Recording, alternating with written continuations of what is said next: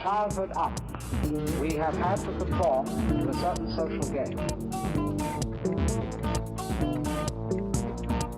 And so we're in a constant state of competition. This is the secret. You can't make a mistake. Welcome, everybody, to Friends of Failure. I'm your host, Sam, and this is my co-host, Megan. Heyo. I would like to introduce a special guest this week, and that's us. It's you and me again. The coolest people, the worst cool cats and best guests. Yeah, don't say that. Yeah, as soon as I said that, I was like, well, copyright, here we go. Well, we're also instantly not cool now. Yeah. As soon as you call yourself cool, you're not cool. Yeah. Neither one of us are wearing shades indoors either. Before we get started today, we're doing it a little different. I just want to throw it out there and remind everyone that, thank you for listening. And if you'd like to see more content from us, you can find us on all socials under Friends of Failure Podcast. And also, you can email us. Both of those things will be in the bio of whatever you are listening, watching, consuming. So easy to find. If not, just go to one of our socials. But in the email, just give us feedback. If you want to be a guest, let us know. Stories, anything you want to send. Also, back to just reviews. If you want to do feedback too, that would be great. I picture someone eating cereal, listening to this, going, "I can find it in my cereal," and it's like, no, like on the media platform, they're like, "There's hashtags in my milk." Yeah, that's how far the metaverse has gone. Yeah, dude, it's gonna get dark. Hold on. I was gonna ask how you are, but before this thought escapes me, and this is a big failure. Have you heard how much Facebook or Meta's value has dropped in the last week or two? Like as a stock? Yeah. Like a value in general. I'm not gonna pretend to know financial stuff. Millions though, like hundreds of millions of dollars. It is just I think it was in a day. Yeah. Oh. I think there was a record of in a day. I should probably verify this. I'll put notes somewhere. But fucking nightmare. By the way, how are you? I'm doing good. There are a lot of people that know that I have, jumped into crypto. I've been in that space for a little while, to a point that when everything started plummeting at the beginning of the year, I didn't panic. I didn't freak out. I actually bought a little bit more. And, I know where I stand, and I believe in what I've invested in, right? So when you said that it was going down, I kind of didn't even flinch. I was like, yeah, everything's going down. But I do see the point too of there are a lot of people who are asking the question of, what is Facebook doing? I mean, and when are they going to start forcing us to call them Meta? Because I'm not going to do that. I think the Zuck is just, bored of this human existence. He wants to shed his skin and start making barbecue sauce full time. he just likes using barbecue sauce, which if I remember the joke, which was like a montage clip or something, it's Sweet Baby Ray's, right? Well, yeah, which I genuinely like. That's my favorite barbecue sauce. And I was like, fuck, I'm an alien. I don't. Oh, wow. I'm a part of the meta. All right. That's how they get you, is barbecue sauce, ladies and gentlemen. Don't do the barbecue sauce. Speaking of barbecue, I remembered when we went to Marty B's. Was it Marty B's? I think so, yeah. It was out in Whateverville, and it was like the best barbecue on the planet. Yeah.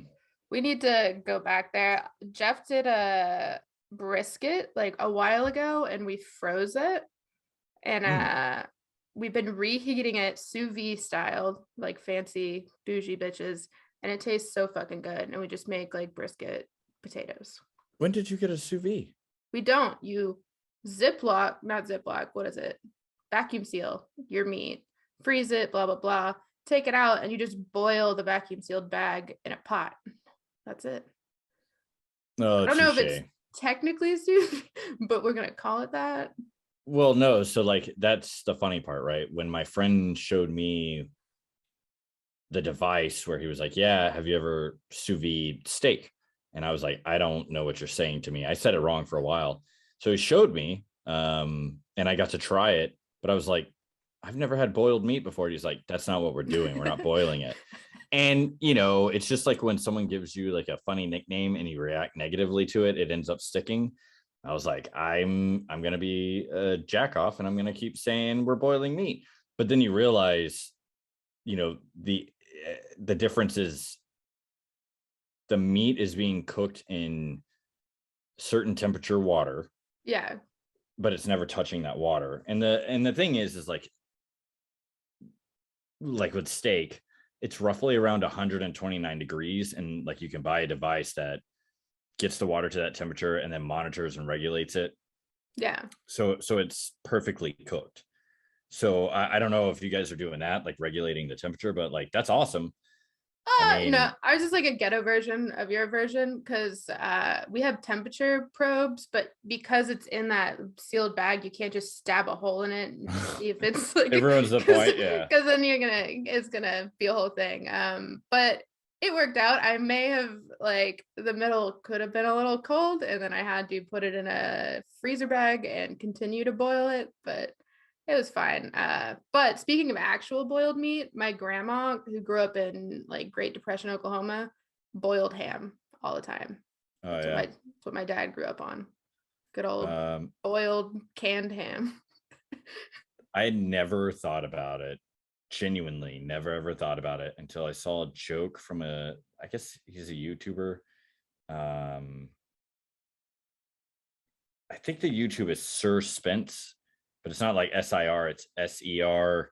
Like, I don't know. And some of his stuff is whatever. But I guess he had a joke about Ben Shapiro and how, I guess, like vanilla of a person that guy is. I don't know anything about Ben Shapiro. I don't care. But what was funny is he was making the joke of he needed mayonnaise to put on his boiled chicken. And I was like, do people boil chicken and just eat it? And I looked it up and like, yes, it's a thing. White people do it. Yeah. Well, so it's from, I think, England. Yeah, white people. Wow. I mean, white people live all over the planet. That's not So like where it gets weird to me is Great Depression time frame. People boiled meat and they ate it. They would eat raw potato. They would probably do things that now, if we talked about it, we'd be like, yeah, it was a Great Depression. But in a weird way, it would feel like, why are we talking about this? Like, it's one of those things of like, the first rule of the Great Depression is we don't talk about the Great Depression. It's like the pandemic. Like, yeah, like it's like, yeah, so what? I had to kill my dog and eat it. And it's like during the Great Depression? No, 2020. And they're like, were you starving? And you're like, well, I don't know. I just felt like the right thing to do. I guess that whole boiling meat thing is the failure today. Bazinga. So I'm doing well. I guess as we record this, had like a little snow day situation. Yeah, it was a few days ago. So I mean, there's still, I can see snow, like a tiny bit that hasn't melted. I'm a little further north, so I don't know if I got more than you, but there's patches in the shade. Yeah, you know what I mean? That kind of scenario. There's the reality. I texted you the other day because we were talking about recording, right? And there's the reality of, I was like, all right, Thursday, it's gonna be icy and snowy and whatever. Temperature's gonna be like 20 something degrees. If I don't have to, I'm not gonna go out and get on the road. Had everything we needed. We were fine. Took 24 hours and I was like, I cannot be indoors anymore. And thank God for the gym down the street. They were like, yeah, we're going to open at noon. And sure enough, they did. And the roads weren't bad. Like everything was prepped right. The highways were salted, the day before, 2 days before. Yeah. And quite frankly, the freeway was way safer than when I exited. As soon as I exited the freeway, it was like, all right, slip and slide, baby. And it wasn't that dangerous, but it was just funny to me, right? So my thing is, I mean, I guess for context, we're in Texas, and last year we had that winter storm where our power was out for like weeks for some people, and it was just a shit show. Roads were a mess. We are not winterized like as a state ever. Yeah. And then ironically, this year, most of the people I know up in our north part of Texas were okay, but the people I knew down in Houston lost power. They didn't even get snow. They just kept losing power. So speaking of failure, our power grid is a massive one. And I could blame a few select politicians, but I'm not going to do that here. I'm not going to do it. It's whoever's eating the boiled chicken, I think. Just start using that as an insult, like no one understands. And then one day I'm like, hey, I just want to take a moment to apologize. I tried boiled chicken the other day and it was phenomenal. I love it. God, what if that's the feedback we get? I can't. What if that's the feedback we get is people are like, how dare you talk bad about boiled I fucking meat? love boiled chicken. Boiled chicken is the shit. Yeah, so I've gotten to spend a couple of days in the gym with no time restraint, which for me is like home. Like that's where everything makes sense. And if I don't want to do one thing, I have other activities I can do, right? So I got to have 2 really solid days of just lifting heavy, knowing that like I couldn't work because nobody was driving and all that stuff. I've been stretching, so that was fun, I guess. Was it? It was okay. I don't hate it as much. I guess to let everybody know, I started stretching because I've got the lifting part down, and the dieting is a lot better than maybe when I was a kid, but the stretching has been neglected my entire life. And so for 14 days, I'm stretching a minimum of 15 minutes or more a day. And so like Friday and Saturday, it was about 45 minutes. Today, I think was 45 minutes. I only had to stretch 15 minutes. I did 45. Look at me. Woo! Damn. Yeah, but I felt like an old man the entire time. So like yeah, hearing pops and creaks and all like an old desk is being moved or something. Yeah. It feels like an old desk is being moved, and you're like, it's gonna fall apart. And then I'm going like, dude, you're 33. Like, chill out. And I'm like, you chill out. But I'm still trying to put pieces together. How are you doing? Have you been out and about at all, or did you just lock the door and go, I'll see the world on Monday? Yeah, it's been just avoid, like everything blends together into one like gelatinous blob of time. We're kind of in this hybrid of we'll go into the office a few days a week. The previous week my husband had a COVID scare. Turns out he had a cold, but we were quarantining, like, you don't want to expose people. So that was great. But then we were able to go out once we got our test back, which was good. And we went to a comedy show. So that was fun. Much needed. And then the snow thing happened. I gotta go to work again. And typically I'm like I want to work from home forever. It is super fun, but also when you can't even like leave your house too. So it's literally like you're here for a while. Little maddening. I don't know. I tried to stay focused, stay busy, figured out, some things I need to work on. So good. Just sum it up with good, I guess. Good. Good Yeah. question mark. The snow, Point, yeah. comma. The snow was really fun because when I had breaks, because I was working, when I had breaks throughout the day, I'd go play with the dogs or, record some videos, take some little pictures. I mean, I got to enjoy my one snow day of the fucking year. Yeah, I thought it was kind of funny because I was put in a position where, I had a snow day, right? I couldn't work. And I realized a lot of people around me, they're like, great, I can't leave, but, work has been at home since 2020 because of all the craziness that happened. And I was like, God, I can't even enjoy my snow day because everyone's like, well, it must be nice. And I was like, I mean, I'm not a homebody. As much as I admire people that can be homebodies, I just have to get moving. But I did kind of embrace it. Thursday morning, once I pried myself out of bed because it was so comfortable, I made a fire in the fireplace and just stretched, listened to some music. I drank like an energy drink, which like for what? So I can just sit at home like that. And just like shake uncontrollably. Yeah. What a mistake, right? At least I wasn't drinking like pre-workout. Yeah, man. So I think ultimately I was just grateful that the people that did have jobs that they physically go to kind of were forced to be safe. I mean, if the gym was open, I might have gotten in my car and tried to drive on those roads Thursday, but literally nowhere was open. And I even joked on one of the gym's Instagrams, were like, look, guys, like we just can't. I was like, honestly, it's probably for the better because I would have gotten on the road. Well, and we don't, as Texans, we didn't grow up driving on snow or ice. And the reason I am like adamantly against it, I think I've told you this probably 3 years ago now. Like the first time me living up here, we had a big ice storm. There wasn't even snow. I drove to work. Anyway I go, there's bridges. I went over a bridge and I was like, all right, all they say to do is go really slow. And if there's ice, it's okay. Just go slow and you'll be fine. Have I told you this? Mm-mm. Fuck. Well, get ready for my heart's already racing. Yeah. A life-altering story.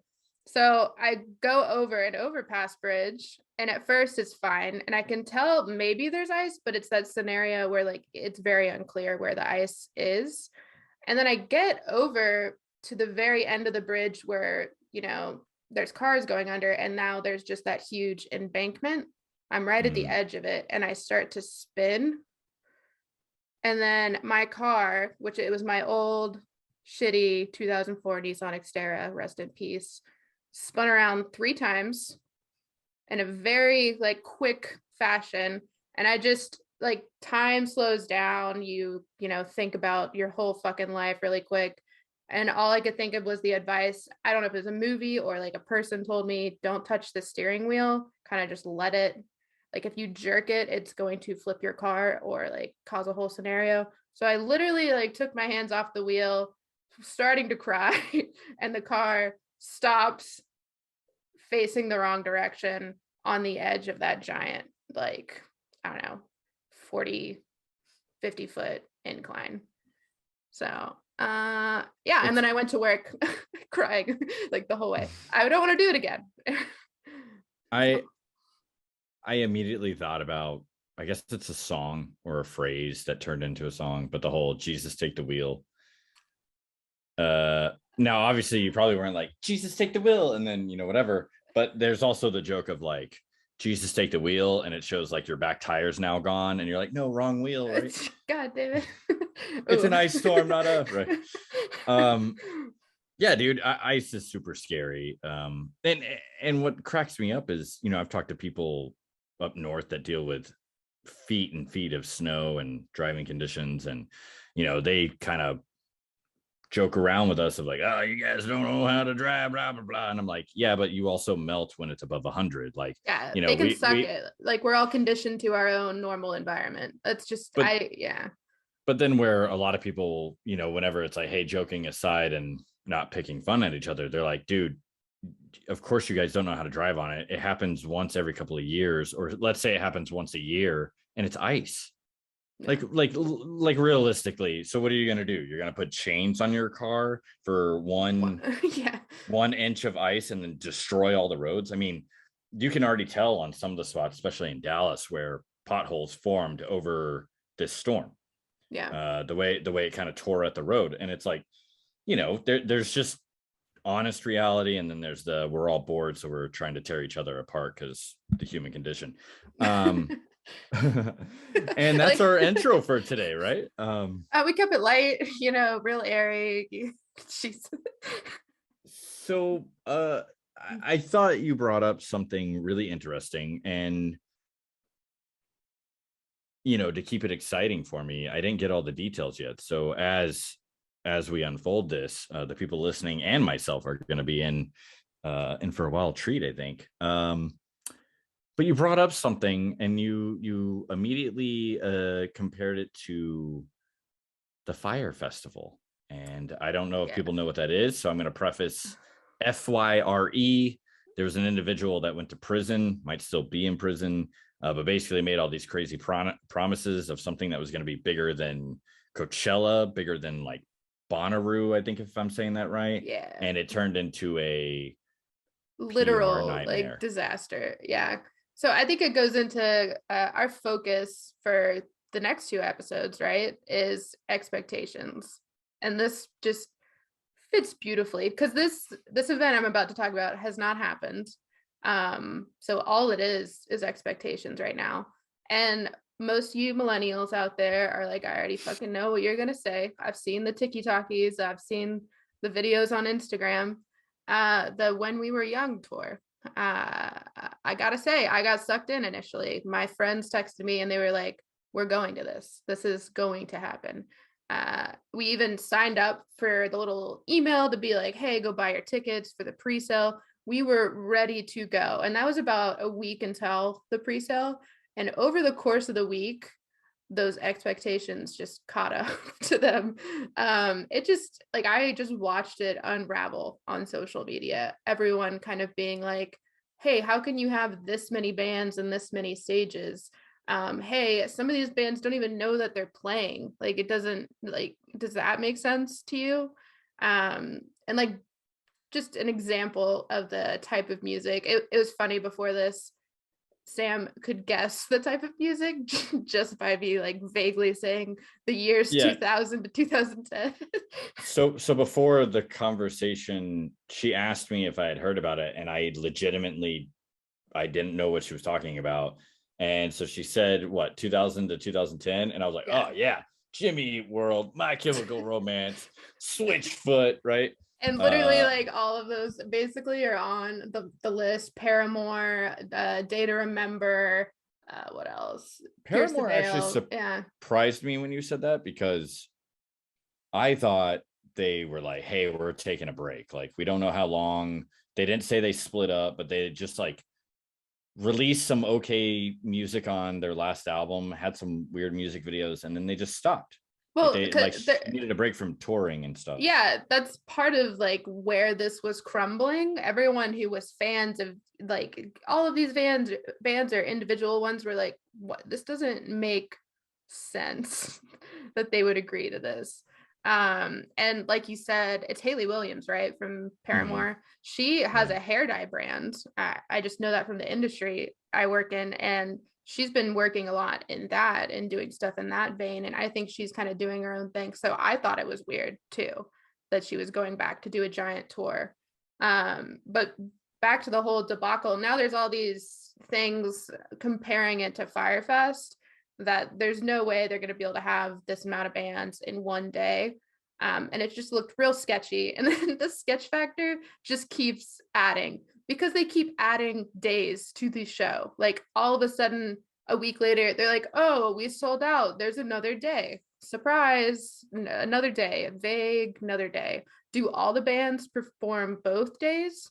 Or are you only paying for half of them? Like, nothing was explained there. And then they added a third day. It's literally them. You're watching like a major corporation that puts on this event. I'm not gonna like name it, but it's very easy to figure out. Them literally go, oh, they're calling our bullshit. Let's just add another day to fix that. And then they go, but if you look at Facebook, their stock went down $1 million in one day. So I went to a thing called Mayhem. It might have been called Mayhem Festival, but it was basically like 3 or 4 stages. You'd have multiple bands playing at a time, because again, it was like, this amount of band, or these, God, how did I end up in a tongue twister? It's not even that hard. A certain number of bands were going to be there and they were going to play, right? And I can't remember if they did multiple days, but I remember it as it was just a 1-day ordeal. Started fairly early, went all the way to like a main event kind of thing, and then it was over.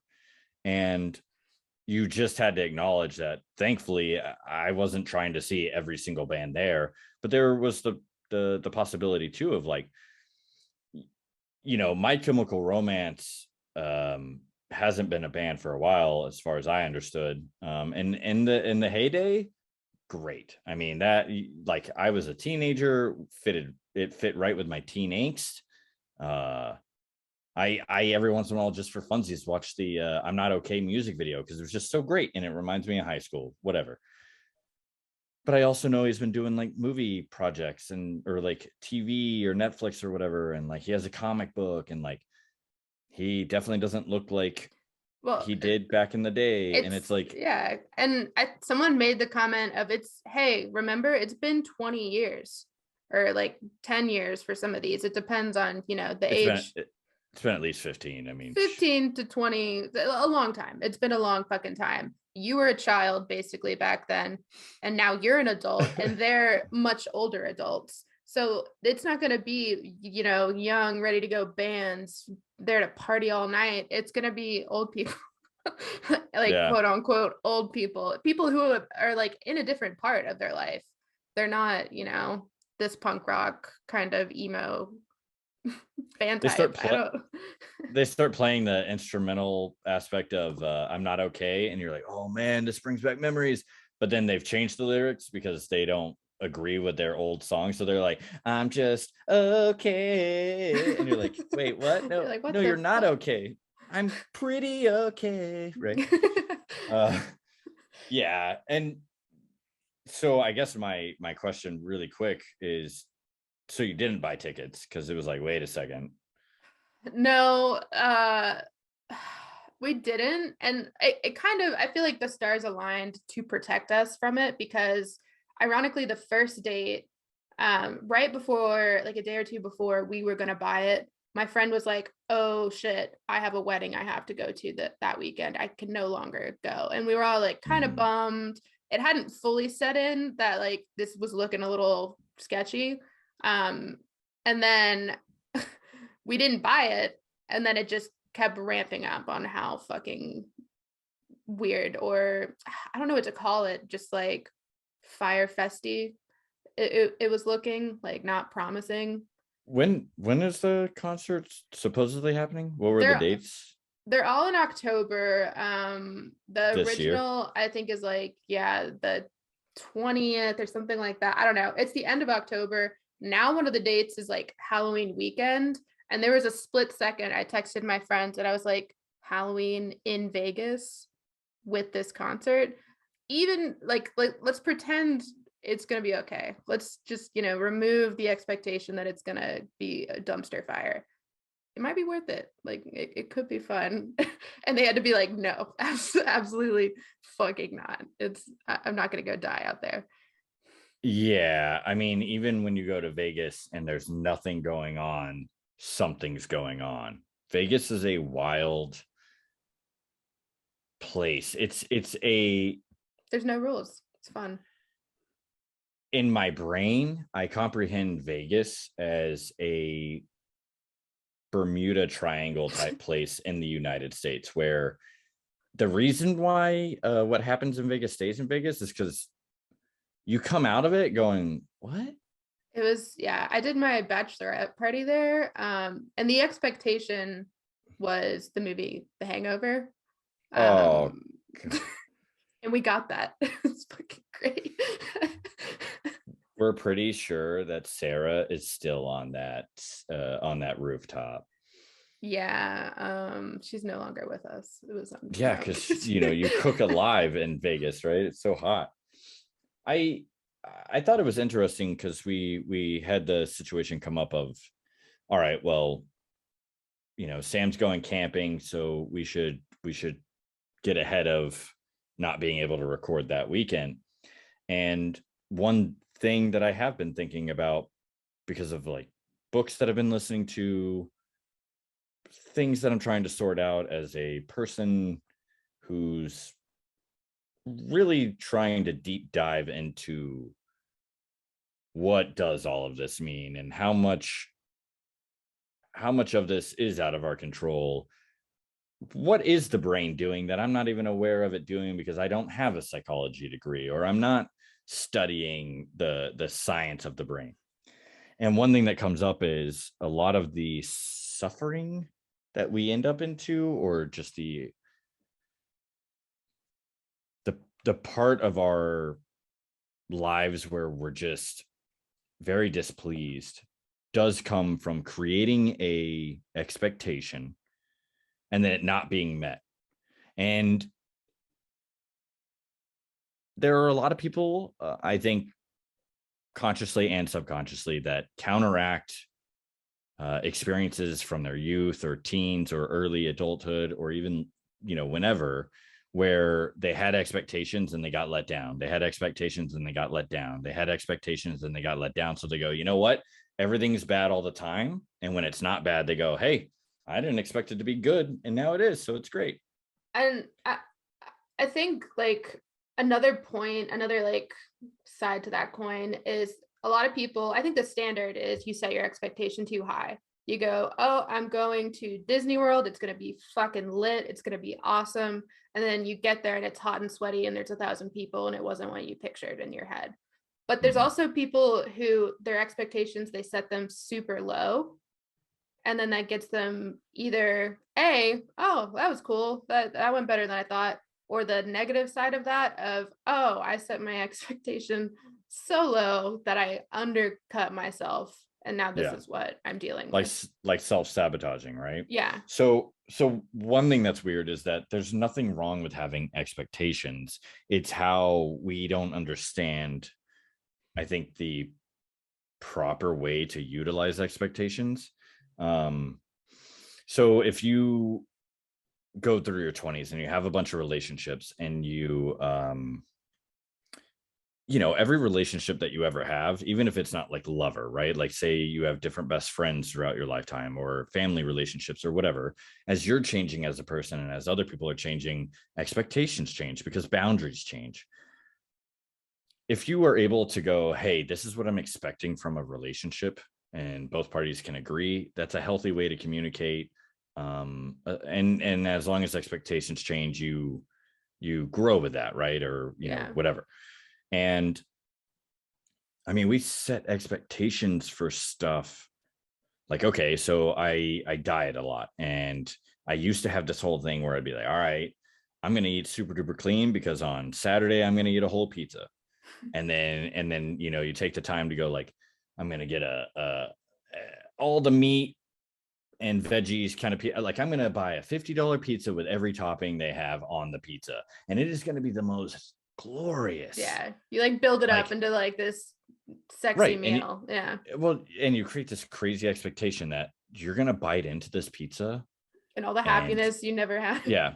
You're never going to need another person in your life. Like, you don't need drugs because you've just eaten the best pizza on the planet, and you are so satisfied that you could die now.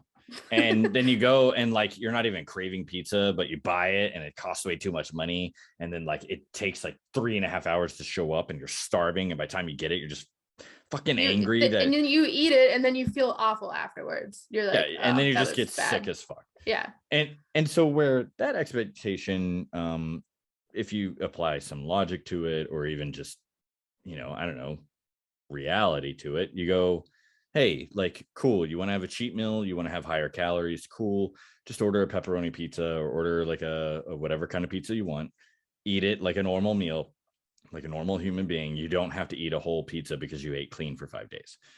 And so what's funny is, in the same regard that you were like, we wanted to go to this thing and we're talking about blah, blah, blah, and then something happened, and then very quickly hindsight was like, you just avoided a dumpster fire.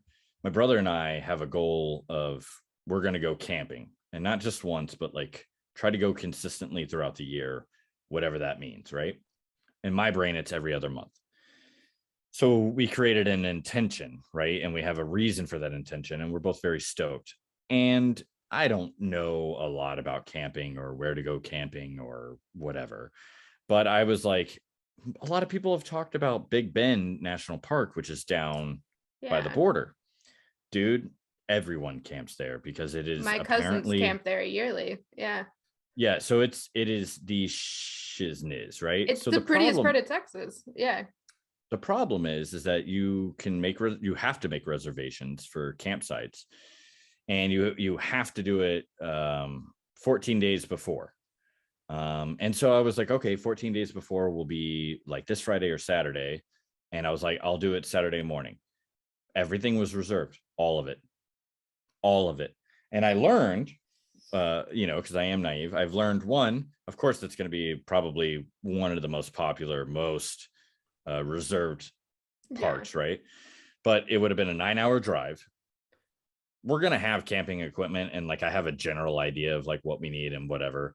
But I guarantee you too that like we're going to get out there and there's going to be something we don't have, and we'll be fine, right? But then, the other thing is if you're going to do something, let's say like Big Bend National Park, the expectation was like, oh, how many people are going to go camping in February? Everyone. The answer was everyone. And you the weather's good. You don't ask for days off before you make the reservation. You ask for days off after you get the reservation. And if they don't give you the days off, you call in, right? So it worked out really well. We're going to a place that's about 3 hours away instead of 9 hours away. So that's kind of a relief. And then, they have a primitive camping area where you have to hike into that spot. So there's not going to be cars driving around, but it's also less than like 2 football fields worth of walking, right? Yeah. It's going to be a nice experience with nature, far enough away from the city that we'll be able to see the stars. And, we get to sleep outside and be with nature for a couple of days. And that's all we really needed, right? Is like get away from the city, turn off the phone, whatever. Yeah. And so it leads me to thinking about these expectations of, well, what do I want from this? What do I expect? Whatever. And genuinely, I'm like, I just want to be outside. And so the expectation to me feels like it's a very clear, reasonable expectation. Yeah. That even if we have a super great time, or, there's a bunch of adversity, let's say it snows on us and we go, F it, we're sleeping outside anyway. The expectation is, I just want a couple of days where I'm away from it all outside. Yeah. Yeah. So it's realistic, and it's not, I think a lot of you kind of mentioned way earlier that we have this idea from our childhood. Like for me, what comes up is we went camping a lot. So when I think about camping, I think about these very idealized, like I was fucking 10, so I didn't do anything. I didn't set the camp up. I wasn't cooking the food. I was just, enjoying the marshmallows by the fire. It was just an awesome time. And then I've gone camping as an adult, and that expectation, even if it was kind of subconscious, was there, that it's just going to be like, all fun and just sitting by the fire, doing whatever. But then you got to set up your own shit. You got to, find a way to keep your dog from running away, like all these added things, keep the food in a sealed container. We got a like tent site right next to the parking lot. So that's, not great. And I think once you can kind of go separate those two and go, yes, this is what camping was at one point, but I'm going to simplify it to, I want to be outside. I want to just meet that goal, feel like I'm outside. Maybe it'll be a learning experience on how to set up a tent or how to make a fire, depending on like where you're at. And that's good or bad or whatever, as long as ultimately I'm in like fresh air, see the stars, blah, blah, blah. I think it's good. It's funny sometimes because, I got out 8 years ago, and it seems more of like it was just a dream. And I'm grateful for the experience I had, but I was in the military for 4 years. I was in the Marines. And when people hear that, there's like some weird, wild assumptions that maybe I would have had too if I never went and did it, but I did go and do it. And I had a really curious time, but I think people just assume that like I can, make a fire out of thin air, and I, can kill a man just by staring at him. And it's like, none of this is real, guys. Like, I think we generate expectations for sure from the people we grow up around, the environments that we experience, our friends and family, whatever. But one thing that's wild to me when I'm just recently really considering and pondering expectation, right? An easy one for me to talk about, because personal training people, they have expectations of like, hey, I want to look like Brad Pitt in Fight Club, which I say that because I'm wearing my Fight Club shirt, but it's funny because, one, he was in wild good shape. I never discredit that. He definitely worked out and he definitely had to diet to do that, but there was also movie magic. I mean, one, like a more recent one is, I guess a lot of people talked to Tom Hardy whenever he played Bane in The Dark Knight Rises. They were like, yo, dude, like, how did you get so big? He's like, I'm going to be real with you. He's like, I did get muscular, but he was like, I was like way overweight. Like it was uncomfortable. I had a lot of body fat and I had a lot of muscle on my body. And then the majority of all of that was they just made me as big as they physically could. And then the angles Like, in the movie magic. yeah, they would enhance it in a way. And all of those expectations, like especially when it comes to changing yourself physically, can set you up for failure. You going, I'm going to look like Britney Spears in fucking 3 months, just like that. Bam. Like that quickly. Shit. Even if you said, hey, I'm gonna look like Britney Spears in 3 years, like you, there's no way I'm gonna look like Britney Spears. There's no way any of us are gonna look like Britney Spears. Yeah, because your expectation should be, I want to look like a healthy version of myself. That's really exactly. I mean, and however you want to phrase it, whatever's best for you. That's what I set for myself. That's what I'm trying to do. But I definitely remember the days of being like a teenager and working out and literally like looking at, I don't know, Paris Hilton and being like, I'd love to be that skinny person. And realistically, I think we've mentioned this before in the podcast. I physically could never like it. I couldn't either. I could not get like to that size. And I'm not that tall either. So just, So it's super wild. I can't remember. I'm not gonna assume either, but I thought I remembered that she had like an eating disorder at one point because she doing a modeling career, and they're like, look, like don't eat more than an apple a day, or if you do, fine, but go throw up. And like she brought that up years and years later, and it was just one of those things of like, another example of the toxicity of, yeah, dude, like, yeah, it's okay to have the goal, right? Hey, I want a six pack. I'm working out because I want to have a six pack. But then you have to be realistic of why you want that. And you have to set the boundary. Like you make sure it's not harmful. Yeah. Right. Yeah. Cause I guess something I just popped in my brain is like, you have the expectation of I'm working out, I'm going to have a six pack, but you're not loading that expectation with, I'm going to, make sure I get sleep. I'm going to make sure I'm hydrated all the time. I'm going to make sure I get X amount of work in. I'm going to make sure blah, blah, blah. It's just, I'm going to get a gym membership. I'm going to work out 5 days a week, whatever that means. And then I'm going to have a six pack. And it's like, you can have whatever you want, anything you want. I mean, if you want it and you're willing to pay the cost for whatever it is to get that. And it's not just money, right? Sometimes it's your relationships, it's your dignity, it's yourself. I mean, there are people who they go, hey, I'm fed up with XYZ. I'm gonna try to figure out what's wrong with me, and I want to try to heal things that happened to me or understand what do I want. And they accidentally slip into a realm where like parts of themselves die and they weren't ready for that.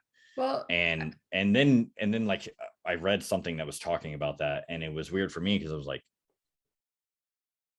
what is the possibility that not even aware of it, that I accidentally lost pieces of myself, and because I wasn't even aware that it was happening, I never like coped with it or acknowledged it.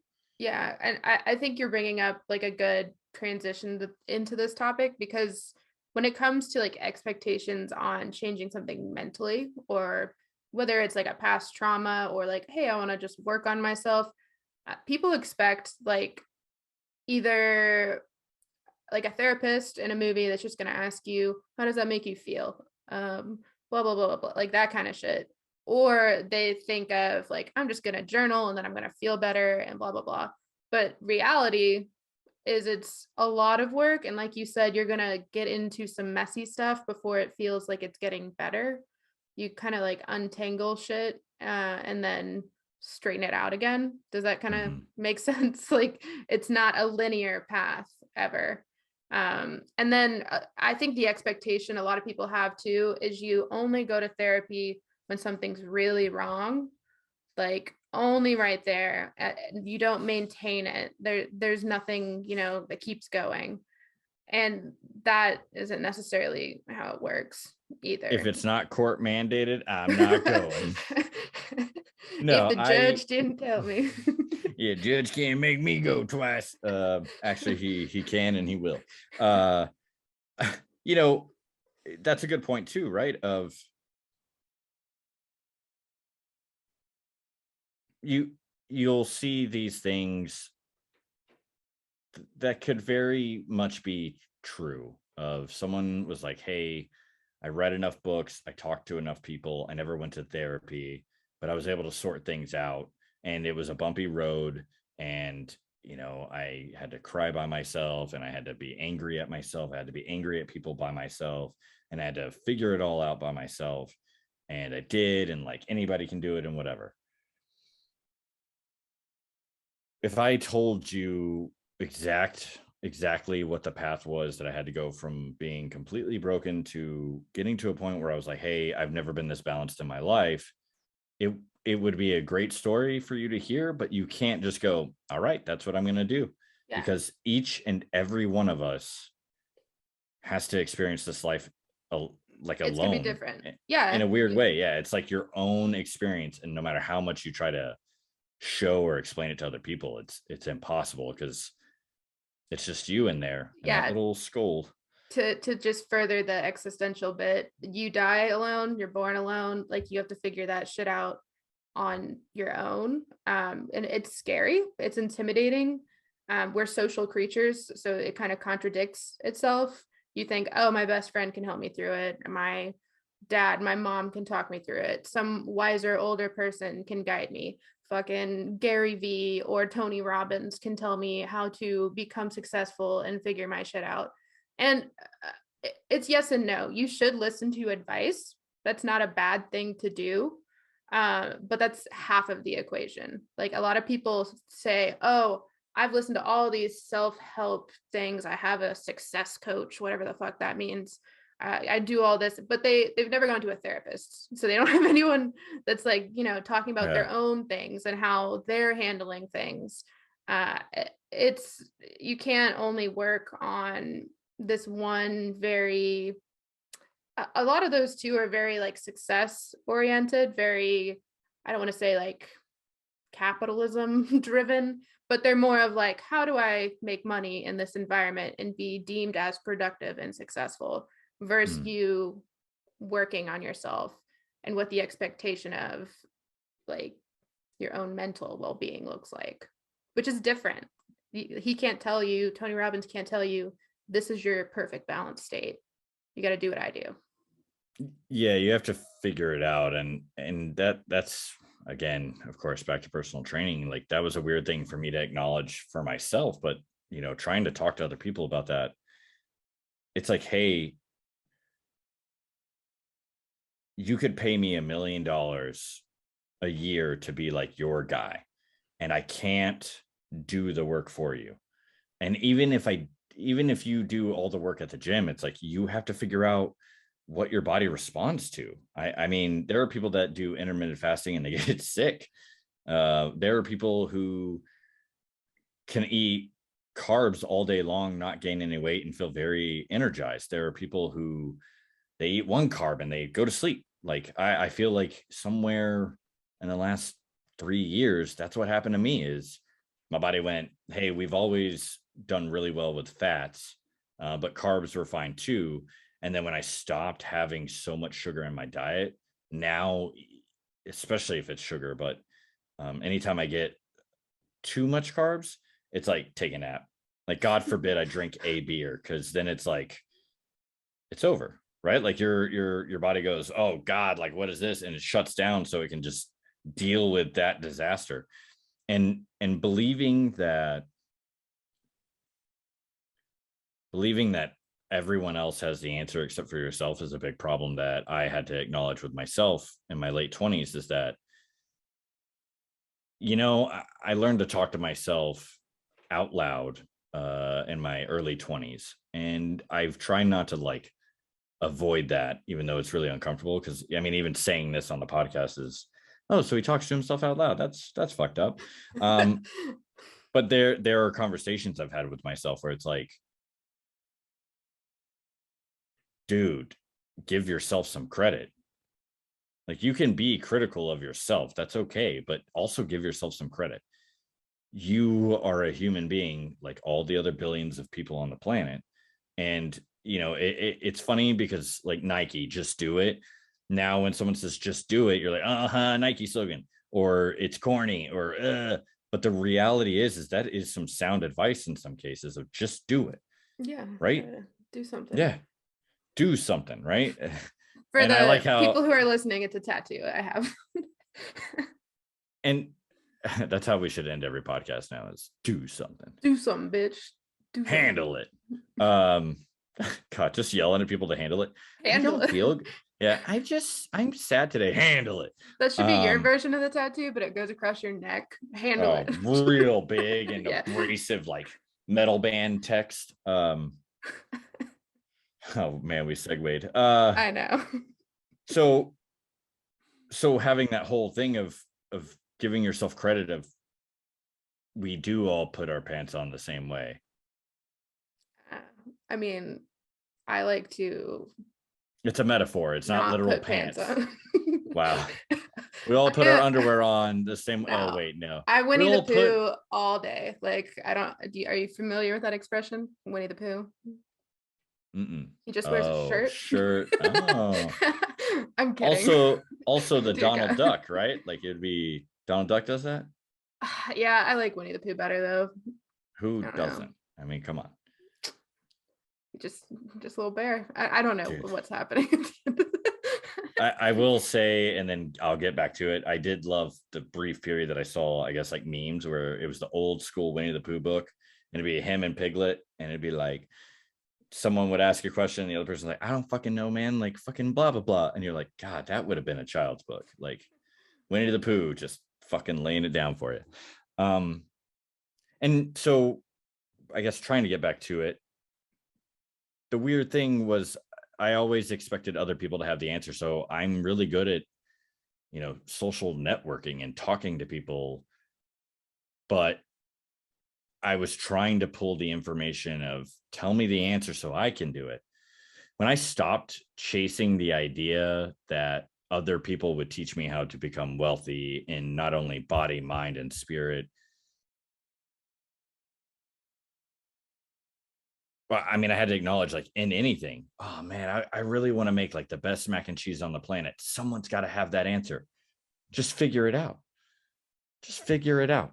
I mean, talk to people and probably look at a recipe. I just imagine you like shaking a raw box of pasta into like a skillet. You buy cheese, you buy several kinds of meat, you buy noodles, several kinds of noodles. You Mountain Dew. Yeah. Mountain Dew. You have to have multiple versions of mac and cheese. Some of them you're yelling at them with very negative, abrasive thoughts, and then the other side, cheddar. Yeah, you gotta. And then the other side, you're yelling, or I guess you're speaking and whispering, soothing the mac and cheese with love. That's the mild cheddar. Yeah. But then you put them together, and it creates this chaos that's so delicious. And then you pour in the Mountain Dew and ruin everything. Yeah, so it's kind of funny to me how I had a moment towards the second half of last year where I was feeling really good and really put together from reading books and challenging myself with how I was exercising, how I was dieting, right? And I felt like I was more on top of it. And then you always end up eating that humble pie where it's like, okay, well, good job, but like now you have to go on to the next part. And just like you were saying with like therapy, there can be like an end game to it, right? Where, hey, I'm going to go on my own for a while, right? But even if you get rid of the therapy side of it, you are still, doing work, doing something that's like self-care-ish, but for your mental space, journaling, or recognizing oh, this is a sign that I'm really stressed out. I'm pulling my hair out in giant clumps. Or, oh, this is a sign that I need a rest day. I need to do something like this mentally. I need a vacation. They say everyone needs to be journaling. Like, even if you don't do it every day, you do it once a week. Like, everyone should be writing down their thoughts. The issue is It's it's uncomfortable. Yeah. well, and you For have some to people, yeah.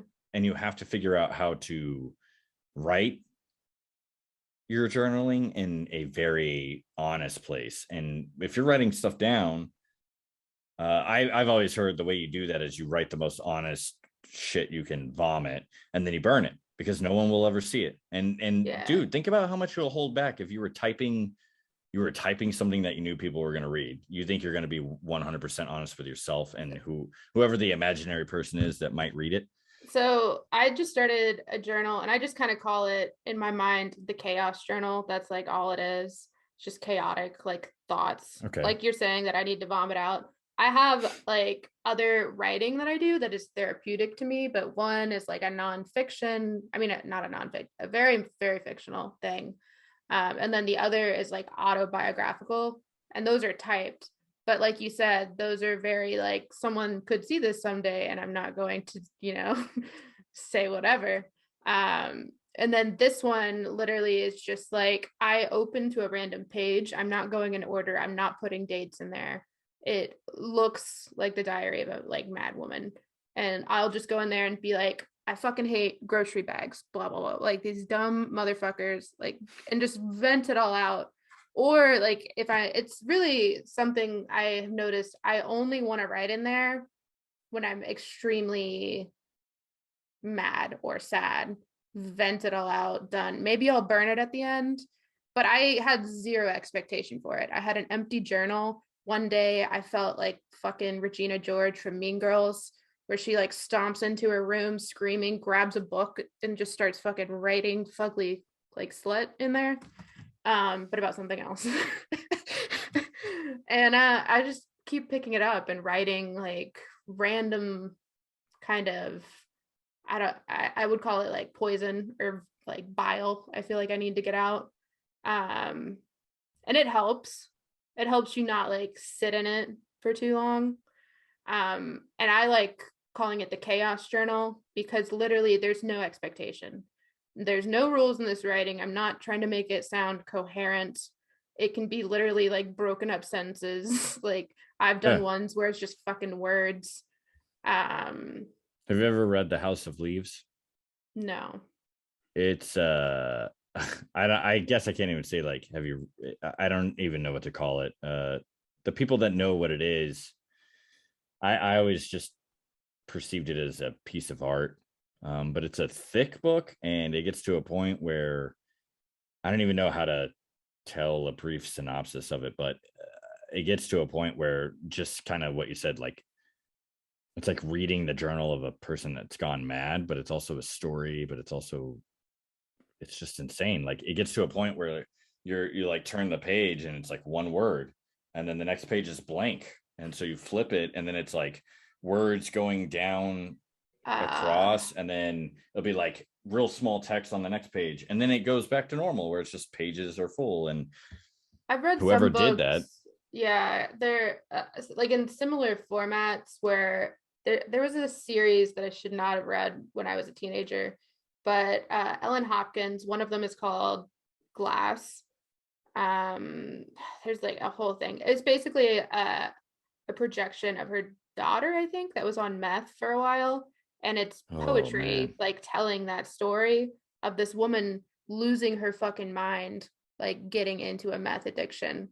And I'm like reading, and you literally like it is just weird words on a page, but it's what it probably makes sense if you're on meth and you think there's bugs in your skin. That's about how your thought process is gonna go. That took a turn. yeah. Yours sounds way prettier. And I can't. It's only because it was so vague, because it's been 15 years since I last touched that book. I think I have a copy of it somewhere in storage or something, but back to your point of having the ability to journal basically without a parameter, where it's equally as important to have whether it's a therapist or a collection of guidelines of, hey, this is how we're going to work through whatever it is, like, just as much as you should write down the stuff that makes you really sad and angry and the negative emotions, you should be able to very honestly write about happier emotions. Where does it come from? What triggered it? What do I expect from that? Do I meet these expectations? Whatever. But it's important to have the other end of the spectrum of, like, no parameter. Yeah. Just you could go from a hysterical, rage fit into a blissful, I've never been so happy and perfect in my life. And like, it's nobody's business. Like, you're just expressing chemical reactions in your brain sometimes. Yeah. And I think that's a very good point of, like, my example is just what I needed at the time, but you should, as everything, look for balance in it. And another piece to that is what I've been trying to do this year is I have like a printable, I'll be able to say that word in a second, printable mood tracker. And it's like a little icon for each day. And I color in based on, happy, sad, sick, blah, blah, blah, like all that shit. And just trying to track that, like, every day, just at the end of the day, go scribble in a color. And then at the end of the month, I can step back and go, oh, overall was pretty good. A lot of happy days. So that's good. And then if there's an issue starting to occur, I can see, oh, that's probably not great. Probably do some action. But it's good to, like, super simplify it for yourself, not make this expectation if you're not ready to, like, journal every single day and pick up the patterns like that. Just make it a very, like, a sheet on a wall, colored in with a highlighter. Lower that standard. I think that's an awesome example of creating mindfulness. I mean, even if you want to mindfully track, okay, like I'll never forget, I did that 75 hard thing and I was drinking all that water. I was like, oh yeah, I already drink a lot of water. As soon as I started doing that challenge, I was like, oh dear God. Yeah. I at one point was like, I was prepared to start having nightmares about peeing because I just peed all the time. There was a 75-day period where I just peed. God. Anyway, so tracking leads to mindfulness. Mindfulness allows you to focus on whatever it is to get to where you're going. No, I think that's math. Overlapping. I'm going to explain it to the audio listeners. I just picked up my giant water tracking bottle. This thing is 128 ounces. It's a gallon, right? It's a gallon, yeah. Yeah, I started this at the new year. As I'm holding this up, I have to pee. Like, this is like a constant battle. My expectation was like, I'm going to drink a bunch of water. My skin's going to feel better. I'm going to be more hydrated. My brain's going to work good.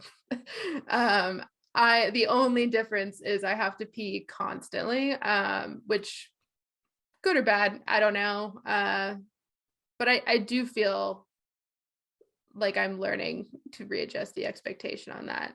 And that if I don't finish the whole thing, that's not bad because I'm still peeing like crazy. So it's good. There are a lot of things that you'll learn from drinking a lot of water, but I will tell you, it's hard to notice all the good things that are happening because peeing just seems so negative in our society. Because they're like, if you have to pee more than one time a day, what's wrong with you? Like, do you just have an overactive bladder? It's like, no, I'm hydrated. Yeah, like my body is pushing out toxins and processing waste. I just tell people I have TB, which is tiny bladder. So yeah. Which, if you do have a tiny bladder, that's going to be real bad processing even half a gallon of water a day, right?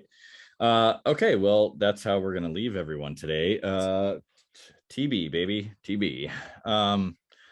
Hey, so this is a 2-part episode. So if you check in with us next week, you'll be able to hear a continuation of this conversation, but as a second episode and not just a 90-minute conversation.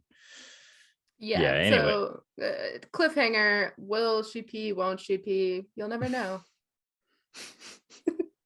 as soon as the next episode starts, I definitely peed my pants. It's over. Yeah. So with that being said, thank you for everyone listening and for everyone that supports us. And of course, final thought of the episode is, as usual, life is happening for you, not to you. So go do something.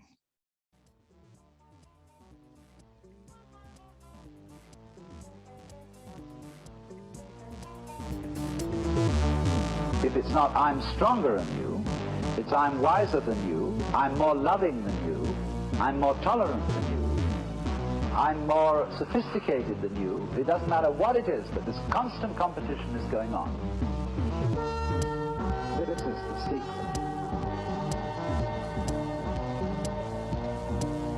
This is the secret.